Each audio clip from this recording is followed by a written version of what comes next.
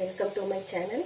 இன்றைக்கி நாம் சேப்பங்கிழங்கு ஃப்ரை செஞ்சு காமிக்க போகிறேன். நான் இதுக்கு தேவையான பொருள் வந்து சேப்பங்கிழங்கு.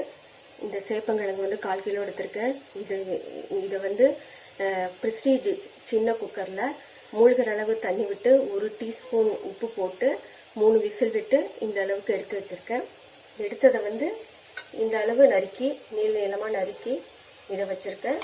இப்போ இதுக்கு வந்து அடுத்தது வந்து மஞ்சள் பொடி வேணும், மிளகாய் பொடி, தனியா பொடி, கரம் மசாலா, 1 டீஸ்பூன் உப்பு, இது புளி வந்து கரைச்சி வச்சுருக்கேன், தேவையான அளவு உப்பு. இது அரிசி மாவு.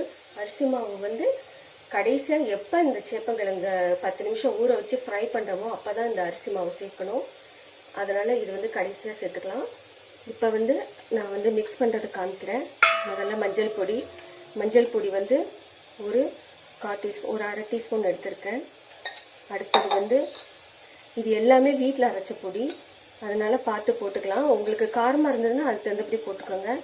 இது வந்து மிளகாத்தூள், இது வந்து ஒரு 1/2 டீஸ்பூன் போட்டிருக்கேன்.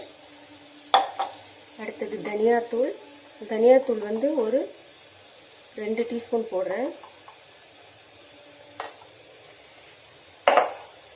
அடுத்தது கரம் மசாலா வந்து ஒரு கொஞ்சம் 1/4 டீஸ்பூன் அளவு போடுறேன், ஏன்னா அது வீட்டில் பண்ணினது. அடுத்தது இந்த 1/4 கிலோ இதுக்கு தேவையான உப்பு சேர்த்துருக்கேன். அதுக்கப்புறம் இந்த புளி கரைசல் இதை போட்டு இன்னும் கொஞ்சம் தண்ணி விட்டு இதை பிசையணும். இப்போ கொஞ்சம் தண்ணி ஊற்றிட்டு கலக்கணும். நல்லா கலந்துட்டு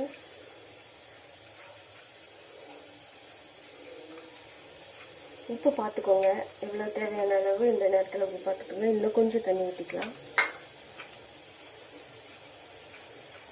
ஊற்றிட்டு இந்த கிழங்கை போட்டு நல்லா கிளறி 10 நிமிஷம் ஊற விடணும்.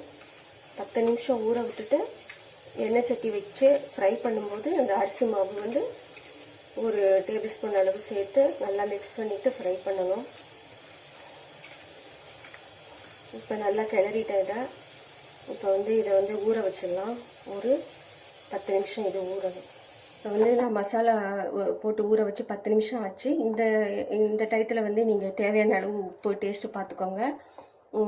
இது வந்து நான் 10 நிமிஷம் ஊற வச்சுருக்கேன். 10 நிமிஷத்துக்கு மேலே எவ்வளோக்கு எவ்வளோ ஊற வைக்கிறோமோ அவ்வளோக்கு நல்லாயிருக்கும். இப்போ வந்து நம்ம அரிசி மாவு சேர்த்துக்கலாம், ஏன்னா நான் வறுக்க போகிறேன். இப்போ அரிசி மாவு வந்து ஒரு டேபிள் ஸ்பூன் அளவு சேர்த்துட்டு இப்போ நான் வந்து எண்ணெய் வச்சு சட்டியில் காய வச்சுருக்கேன். ரீஃபைண்ட் ஆயில் போட்டு உங்களுக்கு தேவையான அளவு நிறையா போட்டு ஃப்ரை பண்ணலாம். நான் வந்து வீணாயிடுமேன்னு கொஞ்சமாக வச்சுருக்கேன். இதில் வந்து நான் இப்போ இது பண்ணிவிட்டு ஃப்ரை பண்ண போகிறேன். இப்போ அரிசி மாவு போட்டு நல்லா கலந்துட்டு அதில் போட்டு வறுத்து எடுக்க வேண்டியது தான், வேறு எதுவும் இல்லை. இது சாப்பிட்றதுக்கு நல்லா முறுமுறுன்னு நல்லாயிருக்கும் அரிசி மாவு போட்டுருக்கிறதுனால.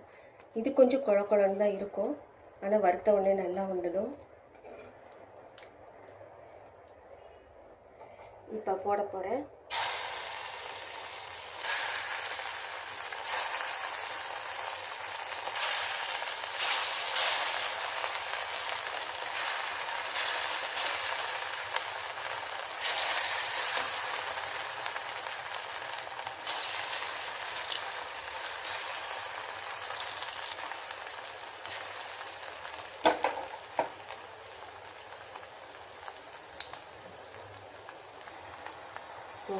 இப்போ 3 நிமிஷம் ஆச்சு. இந்த அளவுக்கு நல்லா வந்துருச்சு.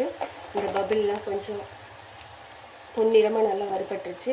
இந்த பபிள்ஸ் வந்து கொஞ்சம் அடங்கிடுச்சு. அதனால இப்போ எடுக்க போகிறேன். இதை வந்து தோசைக்கல்லில் போட்டு வறுக்கலாம். தோசைக்கல்லில் போட்டு எண்ணெய் விட்டு வறுக்கலாம். ஆனால் இதை நான்ஸ்டிக்லேயும் வறுக்கலாம். ஆனால் இதில் ஃப்ரை பண்ணுற எண்ணெய் இதுக்கு ரொம்ப எண்ணெய் கம்மியாகும். அதை விட இதில் எண்ணெய் வந்து நல்லா கம்மியாக வச்சு வறுத்துக்கலாம், ஒன்றும் பிரச்சனை இல்லை. சாப்பிட முறுமுறுன்னு நல்லாயிருக்கும். நன்றி. இன்னும் அடுத்த ரெசிபியோடு அடுத்த வாரம் சந்திக்கிறேன்.